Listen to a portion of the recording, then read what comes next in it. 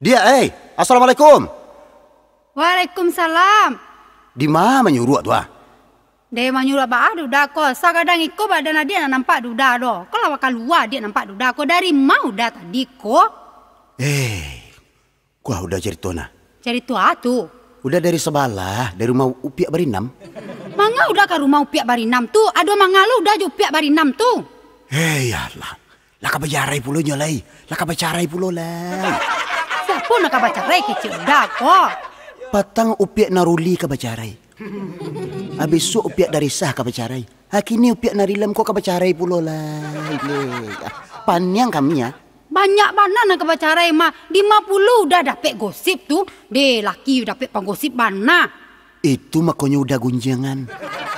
Bagunjang karajo udah yo. Laki-laki ko nak bagunjang karajo do dah. Mancari piti nak bagunjang. Jadi udah pai karajo pai bagunjang. Nak mancari piti udah do. Iya ndak bagunjang tapi kaki udah jangan dipijaan nah. Nah pijaan udah.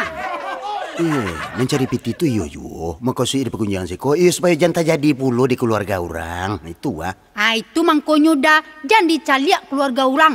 Keluarga awak tak baba alo udah. Iduk nak kelamak udah se. Antah hambo udah padian se di rumah jo anak-anak. Udah tak kama pai kama-kama.